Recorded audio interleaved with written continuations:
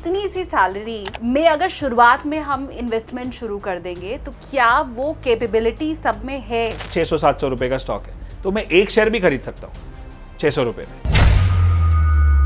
जो 10,000 रुपए महीने का बचा पा रहा है वो क्या करोड़ तक पहुंच भी सकता है? मैं लोअर मिडिल क्लास से आया हूँ और वहाँ से अगर मैं कर सकता हूँ तो कोई भी कर सकता है।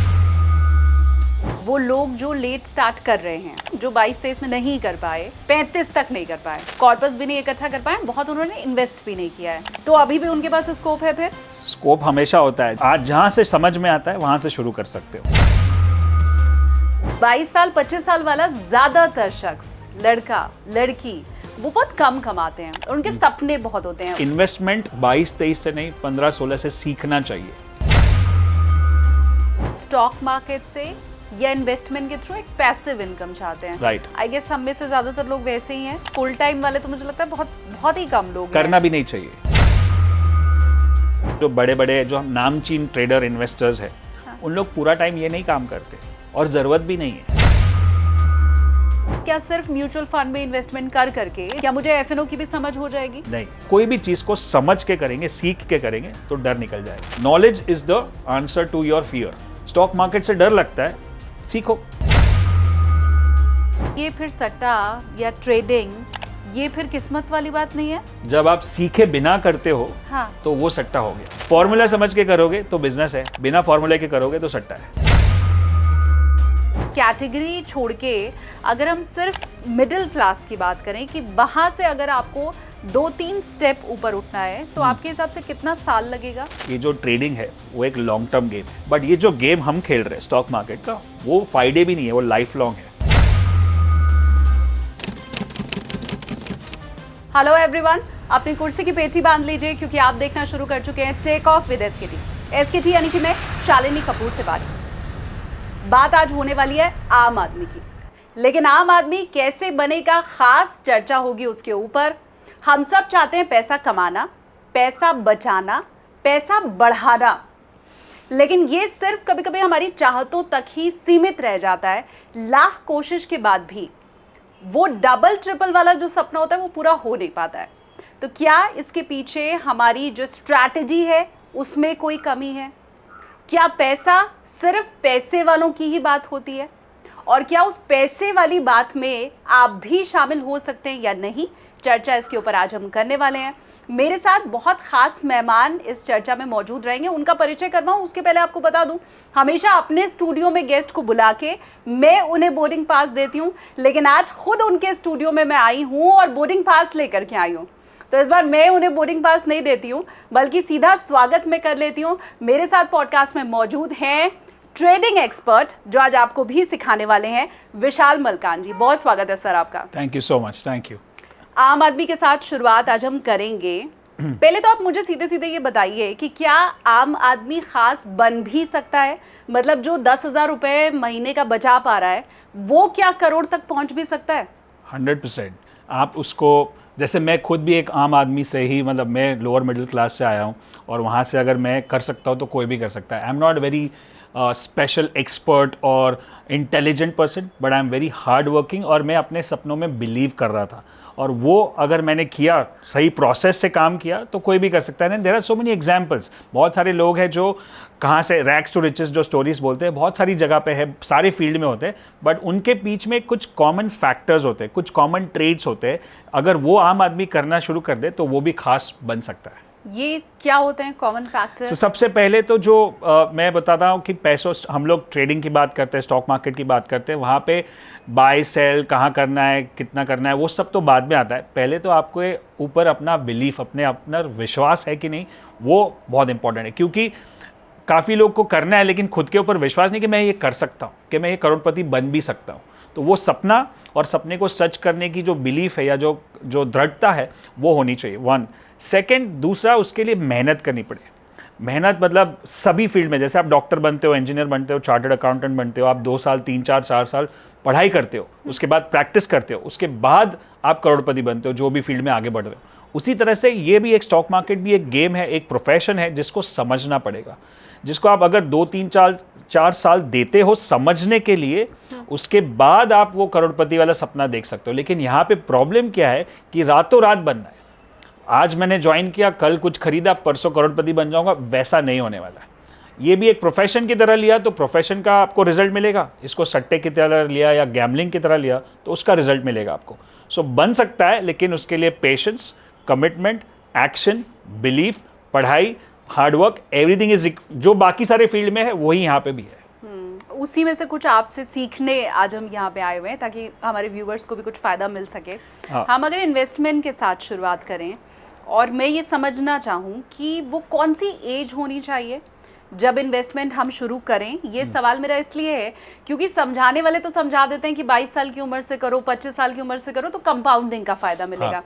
पर 22 साल 25 साल वाला ज़्यादातर शख्स, लड़का लड़की, वो बहुत कम कमाते हैं और उनके सपने बहुत होते हैं, उन्हें आईफोन भी लेना होता है, उन्हें वर्ल्ड टूर भी करना होता है। तो इतनी सी सैलरी में अगर शुरुआत में हम इन्वेस्टमेंट शुरू कर देंगे तो क्या वो कैपेबिलिटी सब में है? हाँ। आप क्या सजेस्ट करेंगे? या मुझे लगता है 22 भी लेट है। अभी हमने My God. लास्ट 1 ईयर में हमारे प्रोग्राम्स, हमने एक नया वर्टिकल शुरू किया है, सुपर टीन्स करके। टीनेजर्स को सिखाते हैं ट्रेडिंग, इन्वेस्टिंग, स्टॉक मार्केट नहीं, लेकिन पैसों को कैसे सेव करना चाहिए। और पहले से जो आदतें हैं, जैसे अभी आप बोलते हो ना कि बहुत सारे यंगस्टर्स को मोबाइल भी खरीदना है, आईफोन भी खरीदना है, बाहर भी जाना है, तो पहला जो लेसन है, अगर बच्चों को भी सीखना है, मतलब टीनेजर से लेके बड़ों तक अगर एक कॉमन लेसन सीखना है, अगर आपको वेल्दी बनना है, तो there is something called as delayed gratification. Delayed gratification मतलब क्या कि जो आजकल का ज़माना है ऐप्स वाला, कि कुछ दिखा, दबाया बटन और बाय कर लिया, वो इंस्टेंट ग्रेटिफिकेशन हो गया कि नया फ़ोन आ रहा है, मेरे को पहले दिन पे ही खरीदना है। ये इंडिया का, स्पेशली इंडिया का स्टैटिस्टिक्स ये बताता है कि 10 में से 7 आईफोन लोन पे खरीदे गए हैं, मतलब EMI पे लिए है। मतलब आप ऐसी चीज़ खरीद रहे हो जो आप अफोर्ड नहीं कर पाते हो। तो ये पहले तो इसको बंद करना पड़ेगा कि आपको फ़ोन की ज़रूरत है और या फिर उसकी चाहत है। Need versus want. मुझे ज़रूरत है एक फ़ोन की जिससे मैं मैसेज करूँ, फ़ोन करूँ, मैसेज, फ़ोटो निकालूँ, वीडियो रिकॉर्ड करूँ, ऑडियो, जो भी है बेसिक, वो आप 50,000 के फ़ोन में भी कर सकते हो, 25,000 के फ़ोन में भी कर। लेकिन आपकी चाहत है आईफोन 15, 16, 17 जो 1.5-2 लाख का भी हो सकता है। तो ये जो गैप है 50,000 और लाख, 1.5 लाख का, वो लाख रुपया अगर आप बचा सकते हो और उसी से इन्वेस्टमेंट शुरू कर सकते हो। और ये तो मैंने बड़ा एग्जाम्पल दिया, लेकिन स्कूल कॉलेज में जो भी गैप है, आप डीलेड ग्रेटिफिकेशन के मुझे अभी नहीं खरीदना है। There is a rule in finance कि if you can buy 2 then buy 1। मतलब क्या कि अगर मैं 2 आईफोन खरीद सकता हूँ ना, तभी मुझे एक खरीदना चाहिए। यहाँ पे लोग आधा भी नहीं खरीद सकते, फिर भी पूरा खरीद रहे हैं। That's the first problem. So at the early age of let's say 14, 15, 16, whatever money, I know you are not earning, but आपको जो भी सैलरी या जो भी पॉकेट मनी बोलो या जो भी बर्थडे सेलिब्रेशन, जो भी पैसा आता है, उसमें से आप उसको सेविंग करना सीखो और सेविंग में से उसको इन्वेस्ट करो। स्टॉक मार्केट में नहीं, म्यूचुअल फंड में। म्यूचुअल फंड में SIP करो आप 500 रुपये से, 1000 रुपये से लेके 2000 रुपये तक। हर महीने मुझे 500 रुपया SIP करना है। तो by the time you are 24, 25, you will have a good chunk of money and you will understand. So investment 22-23 से नहीं, 15-16 से सीखना चाहिए। माय गॉड 15-16 से सीखना चाहिए और फिर जाहिर सी बात है, जैसे ही आपके पास पैसे आने शुरू हो वैसे ही इन्वेस्टमेंट शुरू कर देना चाहिए। ओके, अब मुझे ये बताइए कि वो लोग जो लेट स्टार्ट कर रहे हैं, हाँ। अब मैं इसके ऊपर आती हूँ, जो 22-23 में नहीं कर पाए, 35 तक नहीं कर पाए, हाँ। मैं मान लेती हूँ 35 की एज तक वो बहुत कॉर्पस भी नहीं इकट्ठा कर पाए, बहुत उन्होंने इन्वेस्ट भी नहीं किया है, तो अभी भी उनके पास स्कोप है? फिर स्कोप हमेशा होता है। जैसे एक कहावत है कि the best time to plant a tree was 20 years back and the next best time is today. तो अगर आप 20 साल पहले नहीं कर पाए, तो आज जहाँ से समझ में आता है वहाँ से शुरू कर सकते हो, राइट। 35 साल हो या 50 साल भी हो। मैं भी बहुत लोग मैं जानता हूँ जो हमारे कोर्सेज में आते हैं, बहुत लेट आते हैं, बहुत लेट समझते हैं कि ये जो पैसा इन्वेस्ट करना चाहिए। So let me give you a definition between poor and rich people. Poor and rich people का डेफिनेशन क्या है? Poor people, income minus spending expenses equals to saving. मतलब पैसा आएगा, खर्च कर लेंगे जितना चाहिए, EMI सब लेके, और जो बचेगा उसको सेव करेंगे। Rich people, income minus saving equals to expenses. मतलब पैसा आएगा तो पहले मैं सेव करूंगा, इन्वेस्ट करूंगा, उसके बाद जो बचेगा उसमें से खर्चा करूंगा। ये खाली एक डेफिनेशन आपने समझ लिया ना, then you are already on the path to becoming rich. It's a process. हर एक चीज़ का फॉर्मूला होता है। जैसे ये पॉडकास्ट करने का, चैनल को ग्रो करने का एक फॉर्मूला है, जैसे पैसा बनाने का एक फॉर्मूला है, स्टॉक मार्केट का एक फॉर्मूला है, हेल्थ बनाने का एक फॉर्मूला है, सब जगह पे फॉर्मूला है। प्रोसेस को समझ लिया ना, फिर प्रोसेस फॉलो करना है। रिजल्ट, लोगों को रिजल्ट चाहिए लेकिन प्रोसेस से नहीं गुजरना है। डॉक्टर बनने का एक प्रोसेस है, इंजीनियर बनने का एक प्रोसेस है, तो सब जगह पे प्रोसेस और फॉर्मूला फॉलो किया, then you will become rich. मुझे इसका भी फॉर्मूला जानना है कि मैं कितने पैसे को कहाँ इन्वेस्ट करूँ। मतलब ज़्यादातर लोगों को, मैंने एक्सपर्ट्स को ये कहते सुना है कि म्यूचुअल फंड, अभी मार्केट में बाढ़ है, mutual fund mutual fund mutual fund, सब यही बोल रहे हैं। तो मैं कितना पैसा म्यूचुअल फंड में डालूं, आप परसेंटेज मुझे बताएं। कितना मैं गोल्ड में इन्वेस्ट करूं, कितना जो हमारे पुराने इंस्ट्रूमेंट हैं जो हम कहते हैं ना एफडी आरडी में, उसमें कितना डालूं, प्रॉपर्टी लूं या नहीं लूं, ये आप कैसे तय कैसे करते हैं? सो ये बहुत ही इम्पॉर्टेंट क्वेश्चन है और ये मैंने अपने गुरु से सीखा है, मेंटर्स से जो बहुत सारे हैं मेरे, उसमें से बहुत थोड़ा डिफरेंट भी है इसका आंसर। जो आपने बताया कि जनरली हमने सुना है कि you should diversify, you should not put all your eggs in one basket, सारे अंडे एक ही बास्केट में नहीं डालने चाहिए। तो मेरा ऐसा मानना है कि जो चीज़ आपको समझ में आती है, समझो आपका ब्रेन 100% है, उसमें से किस चीज़ में सबसे ज़्यादा समझ है आपकी। समझो मेरी समझ ज़्यादा स्टॉक्स में है और स्टॉक्स और म्यूचुअल फंड इनडायरेक्टली स्टॉक्स पे जाता है, तो मेरा 95% of money is mutual funds और स्टॉक्स। ना मेरे को प्रॉपर्टी समझ में आता है, ना गोल्ड समझ में, कमोडिटी समझ में आता है। Of course I can do the same analysis on gold also because trading तो वही होता है, but I understand stocks and mutual funds or more or less everything. So I put all my money into it. I don't have property, no gold, no crypto, nothing. Right? So अगर आप किस चीज़ को समझते हो, अगर आपको stocks की समझ नहीं है तो पहले आप उसको सीखो। 2 से 3 साल तो कम से कम लगाना चाहिए आपको सीखने के लिए। जैसे एक डॉक्टर बनता है, मैंने बताया एग्जाम्पल, वैसे 2-3 साल आप पढ़ाई करोगे, गेम को समझोगे। अब स्टॉक्स नहीं समझ में आता है, मैं सीख रहा हूँ, लेकिन बाय द टाइम मेरे को इन्वेस्ट करना है तो मैं किसी और को देता हूँ। म्यूचुअल फंड क्या है कि कोई और एक्सपर्ट है जो स्टॉक्स को समझता है, जहाँ पे सारा पैसा पुल इन होता है और उसका ट्रैक रिकॉर्ड भी अच्छा है और वो रिटर्न भी अच्छा देता है अगर लॉन्ग टर्म, तो मैं पैसा म्यूचुअल फंड में डालूँ। आपने बताया प्रॉपर्टी या गोल्ड, अगर प्रॉपर्टी आपको समझ में आता है, मेरे काफ़ी दोस्त हैं जो रियल एस्टेट में है, उनका भी बहुत सारा पैसा प्रॉपर्टी में लगा है, लेकिन मैं नहीं लगाता क्योंकि वो मार्केट मुझे समझ में नहीं आता है। जो चीज़ समझ में नहीं आती है वहाँ पे अगर पैसा लगाते हो, अगर वहाँ पे अटक गए, मतलब कुछ फंस गए, तो आपको निकलना नहीं आता है। मैं स्टॉक्स में फंस जाता हूँ और बहुत बार फंसता हूँ, तो मुझे पता है कि कैसे निकलना है, और अगर लॉस भी हो गया तो उसको वापस रिकवर कैसे करना है। अगर मैं प्रॉपर्टी में डालूंगा, मुझे समझ ही नहीं है, वो बोलेगा बिल्डर का प्रॉब्लम है या कंस्ट्रक्शन का प्रॉब्लम है या लेबर का प्रॉब्लम है, तो मेरे को तो समझ में नहीं आएगा। मैं बोलूँगा ठीक है, right. So either you learn it yourself or give it to an expert who understand and you also understand. मेरे हिसाब से म्यूचुअल फंड सही है सबके लिए, क्योंकि वहाँ पे आप एक्सपर्ट्स को दे रहे हो और वो लिक्विड है। आपको कभी भी बेचना है तो आप तुरंत निकल सकते हो। प्रॉपर्टी है या कोई और ऐसा एसेट क्लास है जहाँ पे जल्दी निकल नहीं सकते हो, तो पैसों की ज़रूरत पे और आप अटक भी गए तो आपको पता नहीं है कैसे निकलना है। So that's my answer, that what ever business you understand, what ever asset class you understand, जो आप समझ सकते हो उसी में पैसा लगाना चाहिए। 100% भी लगा। जैसे स्टॉक अपने आप में डाइवर्सिफाइड है, ट्रू, क्योंकि इतने सारे स्टॉक्स है, उसके अंदर इतने सारे सेक्टर्स है। म्यूचुअल फंड में इतनी सारी स्कीम्स है, वहाँ पे इंडेक्स फंड्स है और ब्लू चिप फंड्स है और मिड कैप फंड्स है और उसमें डेट फंड्स भी है, तो सब कुछ आ गया ना। तो एक ही ऐसा मार्केट है जहाँ पे अपने आप डाइवर्सिफाई कर सकते हो, फिर मेरे को दूसरे मार्केट में जाने की जरूरत नहीं है। तो वो समथिंग कॉल्ड कॉन्सेंट्रेटेड हो जाता है, बट आप उस पर ध्यान रख सकते हो। जब पैसा बहुत डाइवर्सिफाई हो जाता है ना, तो आप उसके ऊपर फोकस नहीं कर पाओगे और आपको सबकी समझ भी नहीं है उतनी। ठीक है, मैं अगर आपके एक्सपीरियंस के हिसाब से आपसे समझना चाहूँ कि आने वाले 10 साल में आप किस सेक्टर में ज़्यादा ग्रोथ देख रहे हैं, तो वो क्या होगा? अगर वो मैं आपको सामने क्वेश्चन पूछूं कि आपको क्या लगता है कि इंडिया में सबसे ज़्यादा अभी क्या हो रहा है, what is the upcoming, it's a very common sense question, investing is very common sense.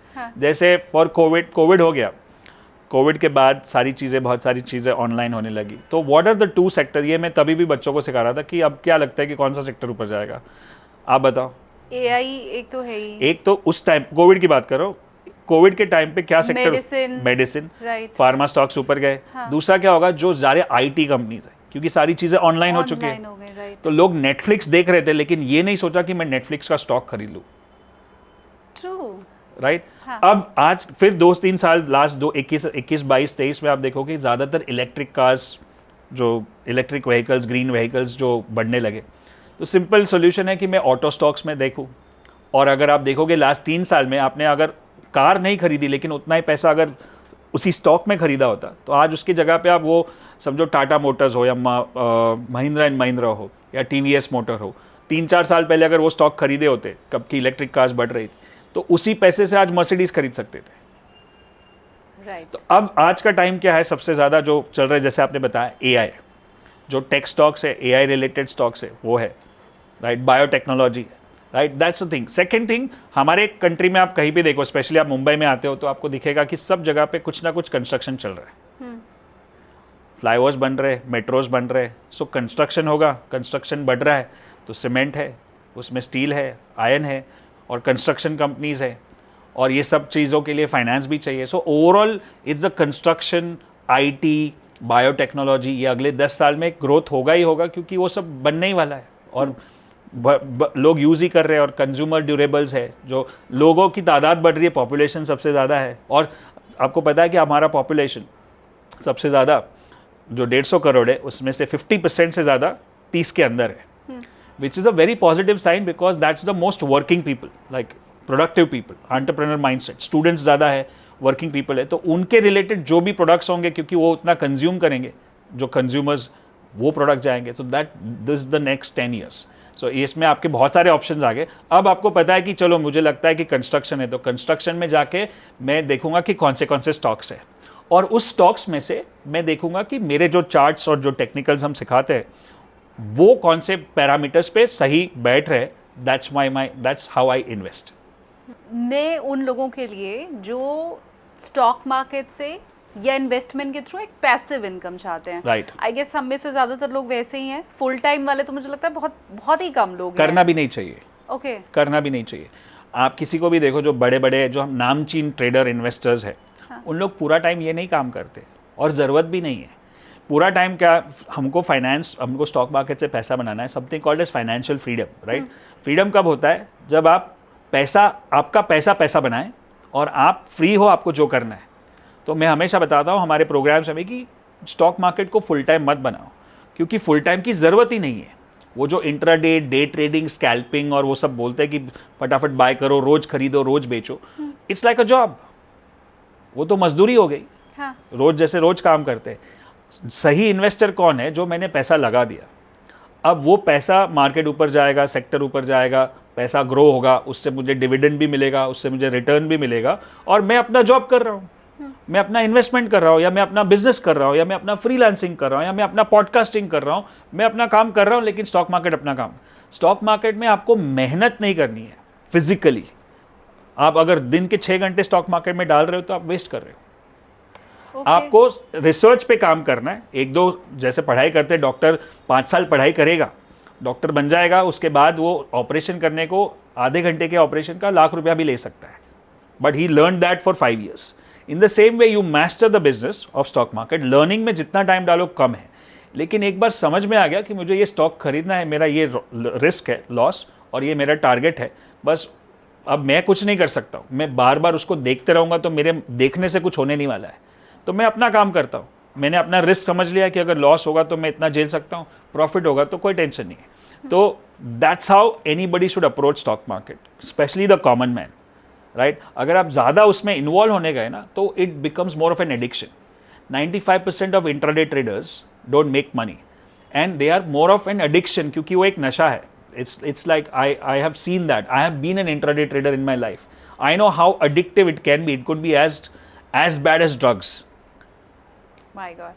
Right? हाँ. और पैसे का नशा हो जाता है, और वो सट्टे का नशा हो जाता है। But when you do an strategic, इसलिए मैंने बताया स्टार्टिंग ऑफ द पॉडकास्ट में कि आप इसको प्रोफेशन की तरह लोगे तो ये प्रोफेशन की तरह आपको पे करेगा, लेकिन आप इसको सट्टे या बिजनेस गैम्बलिंग की तरह लोगे तो ये सट्टे का रिजल्ट देगा, जो है लॉस। अल्टीमेट घुमा फिरा के लॉस ही होगा। आप 2-4 महीने कमा लोगे, कभी कभी 2-4 साल भी कमा लोगे अगर मार्केट अच्छा होगा, लेकिन वो जो एक बार गिरता है ना, 100 सुनार की एक लोहार की, एक बार गिरता है ना, उसमें सब निकल जाता है।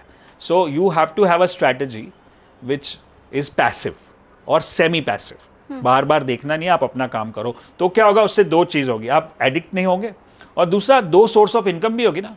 आप अपना जॉब भी कर रहे हो, बिजनेस उधर से भी पैसा आ रहा है, और इधर अगर बराबर से किया तो इधर से भी आ सकता है। लेकिन सब छोड़ के ये किया तो आपका टाइम भी जा रहा है, आपको दूसरी इनकम भी नहीं हो रही है, और अगर यहाँ पे लॉस हो गया तो आपके पास कोई बैकअप नहीं है. So that's how I think you should approach market as a passive. और ऐसी स्ट्रैटेजी या ऐसे टूल्स और टेक्निक्स यूज़ करने चाहिए जो आपको फ्री कर सके. कोई भी ऐसी स्ट्रैटेजी कर रहा है जो आपको बोल रहा है अरे आज खरीदो, 2 मिनट के बाद, 5 मिनट के बाद या 2 घंटे के बाद बेच दो, and that is not going to work, और that is not going to work for a long period of time. क्योंकि हर शहर में लखपति और करोड़पति या मिडिल क्लास में कहूँगी, वो डेफिनेशन अलग अलग होती है. Yes. मैं अगर टियर 2 टियर 3 सिटी की बात करूँ तो मेरे ख्याल से वहाँ 50,000 रुपये वाला मिडिल क्लास है. मैं दिल्ली, नोएडा, गुड़गांव की बात करूँ तो वहाँ 2 से 5 लाख वाला मिडिल क्लास है. मैं मुंबई की बात करूँ तो शायद यहाँ 10 लाख वाला भी मिडिल क्लास होगा. तो हम उसको कैटेगरी छोड़ के अगर हम सिर्फ मिडिल क्लास की बात करें कि वहाँ से अगर आपको 2-3 स्टेप ऊपर उठना है तो आपके हिसाब से कितना साल लगेगा और कितनी शिद्दत के साथ आपको इन्वेस्टमेंट करना होगा? तो वो मतलब मैं चाहता हूँ कि कोई भी मार्केट में आए तो चलो मैं आपको एक एग्जांपल दिखाता हूँ कि ये जो ट्रेडिंग है वो एक लॉन्ग टर्म गेम है. सो हम क्रिकेट की बात करते हैं. क्रिकेट में ऐसे 20-20 होता है, 1 डे होता है और 5 डे मैच होता है. अब 20-20 में क्या आपके ऊपर प्रेशर है ज़्यादा रन बनाने का. It's like intraday trading. आपको रन बनाए, हिट आउट या गेट आउट. फिर उसके बाद 1 डे मैच होता है, उसमें थोड़ा टाइम ज़्यादा मिलता है, उसको हम चलो ठीक है छोटा मोटा ट्रेडिंग हो गया. 5 डे मैच होता है तो आपके पास टाइम है ज़्यादा करने का. बट ये जो गेम हम खेल रहे हैं स्टॉक मार्केट का, वो 5 डे भी नहीं है, वो लाइफ लॉन्ग है. अब हर एक तीनों फॉर्मेट में सबसे इंपॉर्टेंट क्या है? क्रिकेट में सबसे इंपॉर्टेंट रन बनाने, तो सबसे इंपॉर्टेंट क्या आप मुझे बताओ? क्रीज पे टिके रहना. क्रीज पे टिके रहना, राइट. हाँ. मतलब उसका मतलब क्या है कि विकेट नहीं गंवाना. हाँ. या हाँ. सो वही चीज है स्टॉक मार्केट में, आपको क्रीज पे टिके रहना है, मतलब पिच पे टिके रहना है. आपको विकेट नहीं गंवाना है. आपकी विकेट क्या है? आपका कैपिटल. बॉल आएगा और रोज आता है, सालों साल से आता है, कभी खत्म नहीं होने वाला है. बट आपकी विकेट चली जाएगी तो फिर कितने भी बॉल आएंगे कुछ फर्क नहीं पड़ता है. तो this game is not about making money or winning the cup. This game is about survival. मैं स्टॉक मार्केट में अगर 3 साल सर्वाइव हो गया बिना कोई बड़े लॉस किए, बड़े लॉस, तो मैं अपने आप गेम को समझ जाऊंगा. वो बोलते पिच पे मैं 10 ओवर टिक गया बिना विकेट खोए तो रन तो बन जाएंगे लास्ट में, क्योंकि बट यहाँ वहाँ पे तो लिमिट है, चलो 50 ओवर या 20 ओवर है. यहाँ पे कोई लिमिट नहीं. आप 3 साल या 4 साल भी टिक जाओ ना, लाइफ लॉन्ग चलेगा गेम. आपके बाद भी चलेगा, हमारे पहले भी चल रहा था, हमारे बाद भी चलने वाला है. सो एक बार ये डेफिनेशन समझ जाए ना कि मैं गेम में उतर रहा हूँ पैसा बनाने के लिए नहीं, टिकने के लिए. पहले टिक के दिखाओ. स्टार्टिंग में ही आप शॉट मारने लगोगे, चौका छक्का मारने लगोगे, गेम को समझना है. अपने को बॉलर कौन है वो नहीं मालूम है, फील्डर कौन है वो नहीं मालूम है, कैप्टन कौन है, पिच कैसी है वो नहीं मालूम है, बॉल गीला, पिच गीली है या कड़क है, या बॉल स्विंग होगा नहीं होगा वो नहीं मालूम है, तो आप बैटिंग कर ही नहीं पाओगे. तो सही तरह से स्टॉक मार्केट में पार्टिसिपेंट्स कौन है, कौन कौन खेलता है, कौन जीतता है, कौन हारता है, म्यूचुअल फंड्स क्या करते हैं, एफआईआई क्या करते हैं, डीआईआईस क्या करते हैं, मार्केट चलता कैसे है, मार्केट में अप ट्रेंड क्या होता है, डाउन ट्रेंड क्या होता है, साइडवेज मार्केट क्या होता है, ये सारी चीज़ें समझेंगे और फिर हम बैटिंग करेंगे तो समझ में आएगा. दैट्स ये सबसे कॉमन एग्जाम्पल है, सबको समझ में आता है. क्रिकेट इंडिया में बहुत बड़ा है तो सबको समझ में आ जाएगा कि मेरे को इस तरह से अप्रोच करना है गेम को. तो अगर मैं 3-4 साल टिक गया मार्केट में, और उससे क्या होगा कि बहुत सबसे बड़ी गलती जो मेरे साथ भी हुई थी जब मैंने शुरू किया था 1996-97 में शुरू किया था, जब मैं 16 साल का था, तो उस टाइम पे एक बड़ा बुल मार्केट हो गया. 97-98 आपने देखा होगा, .com बबल करके 2000 में एक .com बबल हुआ था. लेकिन बबल के पहले बूम होता है, जैसे मार्केट काफ़ी क्रेजी ऊपर जा रहा था, और उसमें मैं छोटे छोटे ट्रेड्स करते करते भी मैंने 20 साल की उम्र में 20 लाख रुपए बना लिए उस टाइम पे 2000. और मुझे लगा कि मैं तो एकदम अब खिलाड़ी हूँ, मैं तो अब करोड़पति बनूंगा. और तब तो 20 लाख बहुत बड़ा अमाउंट था. आज का ऑलमोस्ट 2 करोड़ हो गया. तो मुझे लगा कि ये तो मेरी एक्सपर्टीज़ है, ये तो मुझे समझ में आ गया, अभी तो क्या करना है, अभी तो मैं पढ़ाई भी नहीं करूँगा तो चल जाएगा. लेकिन जब .com बबल बस्ट हुआ, मार्केट क्रैश हुआ, तो जो मैंने 20 कमाए थे वो भी गए, ऊपर से गए. तो तब समझ में आया कि ये मेरा नसीब था, ये मेरा बिगिनर्स लक था, या जो भी बोलो. तो अगर जो आदमी ज्वाइन करता है स्टॉक मार्केट में, और अगर मार्केट बुल रन में है तो वो पैसा बनाएगा, क्योंकि बुल रन में घोड़े के साथ गधे भी भागते हैं, राइट. सब स्टॉक्स ऊपर जाते हैं, तो उसमें वो पैसा बना लेगा ना, तो उसको उससे गलत सीख मिल जाएगी. सीख क्या मिलेगी कि मुझे आता है, अब तो मैं कर लूँगा. लेकिन ये तुम्हारी एक्सपर्टीज़ नहीं थी, ये आप मतलब चलती गाड़ी में चढ़ गए, या बहते पानी में आपने हाथ धो लिया, लेकिन 4-5 साल टिक जाओगे तो 4-5 साल में क्या होता है, एक अप ट्रेंड और एक डाउन ट्रेंड दोनों हो जाता है। जनरली ये साइकिल चलता है 4 साल 5 साल का। 5 साल में एक अप ट्रेंड भी देखा, डाउन ट्रेंड भी देखा, और फिर भी आप टिके हो पिच पे, तो आप खिलाड़ी हो। लेकिन बुल मार्केट में बहुत लोग आते हैं, बेयर मार्केट में चले जाते हैं, क्योंकि उन्होंने वो देखा ही नहीं है। तो दैट्स वाई आई से कि एटलीस्ट स्टॉक मार्केट में मैस्ट्री के लिए आप अपने आप को 3 से 5 साल दोगे समझने के लिए। इसलिए मैंने बोला जल्दी स्टार्ट करो। जल्दी स्टार्ट करोगे तो by the time you get expertise you are 20, 22, 23, 25। But चलो ठीक है, जहाँ पे भी समझ में आता है वहाँ से अपने आप को टाइम दो। डीलेड ग्रेटिफिकेशन है वो मैं बच्चों को भी सिखाता हूँ, बड़ों को भी सिखाता हूँ कि आज मुझे करोड़पति नहीं बनना है, राइट। And there is a quote which one of my coaches says, Tony Robbins quote is that कि people generally overestimate what they can do in 1 year and they underestimate what they can do in 10 years. आप 1 साल में अपने आप को समझते हो कि मैं ये कर लूँगा वो कर लूँगा, तो वो ओवर एस्टिमेट हो गया। लेकिन 10 साल में आप अपने आप को अंडर एस्टिमेट, आप बहुत कुछ कर सकते हो, लेकिन बहुत लोग 10 साल तक सोच भी नहीं सकते। आप अपना 10 साल का रोड मैप बनाओगे ना कि मैं अगले 2 साल में से 5 टैग्स में, स्टेजेस में 10 साल तक मेरे को इतना वेल्थ क्रिएट करना है, तो वो पॉसिबल है।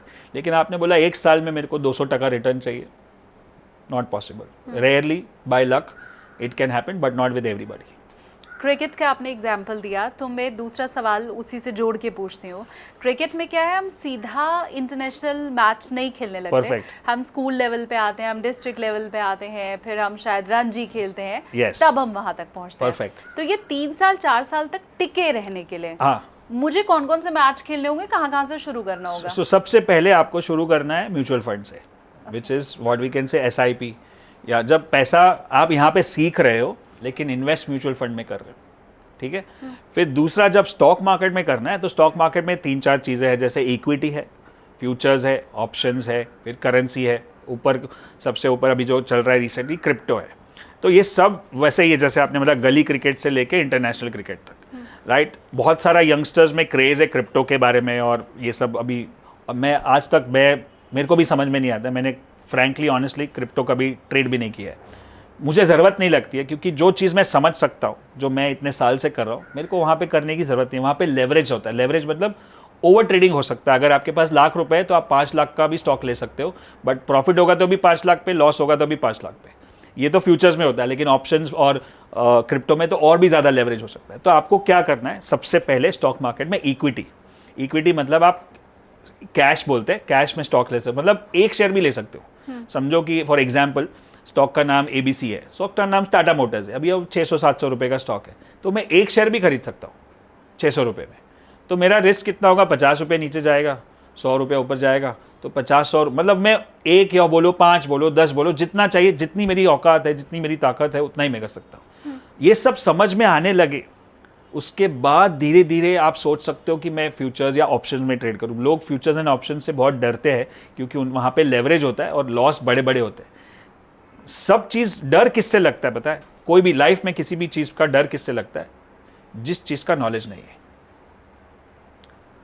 आपको बोलेंगे प्लेन उड़ाओ तो आप डर जाओगे, क्योंकि आपको नॉलेज नहीं। लेकिन पायलट के लिए रोज का काम है, राइट। गाड़ी चलाना आपको नहीं आता, आप बोलेगे मेरे को डर लगता है, लेकिन रोज काफ़ी लोग चलाते हैं। तो इट्स डर। और फ्यूचर कोई भी चीज़ को समझ के करेंगे, सीख के करेंगे, तो डर निकल जाएगा। Knowledge is the answer to your fear. Stock market से डर लगता है, सीखो। हम लोग रोज करते हैं, अभी डर नहीं लगता है, क्योंकि सीखे हुए हैं, समझते हैं। लेकिन काफ़ी लोगों को डर लगता है। अभी मेरे को बोलो प्रॉपर्टी में इन्वेस्ट करो, तो मेरे को डर लगता है, क्योंकि वहाँ पे मैं 50 लाख का प्रॉपर्टी भी लेना है ना, मैं 10 बार उसको पूछूंगा। यहाँ पे मेरे को 5 करोड़ का भी स्टॉक लेना है तो मैं 1 मिनट में ले लूँगा, क्योंकि समझ है, सीखा है। तो दैट्स द ओनली आंसर। जो भी चीज़ से डर लगता है उसके बारे में जानो। AI से डर लगता है लोगों को, सीखो, समझ में आएगा क्या है। That's the answer. लेकिन ये फिर सट्टा या ट्रेडिंग, ये फिर किस्मत वाली बात नहीं है? वही तो बोल रहा हूँ कि जब आप सीखे बिना करते हो, हाँ। तो वो सट्टा हो गया, तो वो गैम्बल, तो आप नसीब पे हो जाएगा, लग जाएगा, हाँ। चल जाएगा। जब मुझे पता है कि एक प्रोसेस है, प्रोसेस मतलब कि ऐसा होता है, फिर ऐसा होता है, तब मैं जाके स्टॉक खरीदता हूँ। अगर ऐसा हो गया तो मैं लॉस बुक कर दूंगा, और ऐसा हो गया तो मैं प्रॉफिट बुक कर दूंगा। तो ये प्रोबेबिलिटी हो गया। तो ये मैं बिजनेस की तरह कर रहा हूँ, सारे बिजनेस भी कर रहे हैं। आप भी ये पॉडकास्ट कर रहे हो तो आपको पता है कि ज़्यादा से ज़्यादा क्या हो सकता है, कम से कम क्या हो सकता है, तो आप प्रोबेबिलिटी स्टडी, आपको बिल्कुल आता ही नहीं है, कोई किसी का भी इंटरव्यू ले लोगे या किसी को भी चैनल पे लगा दोगे, एडिट भी नहीं करोगे, तो वो सट्टा हो गया, चल गया तो चल गया, कुछ उसमें 1-2 पंच निकल गए। हाँ। तो इट्स अ प्रोसेस, मैंने पहले ही बताया कि सब चीज़ का फॉर्मूला है, फॉर्मूला समझ के करोगे तो बिजनेस है, बिना फॉर्मूले के करोगे तो सट्टा है।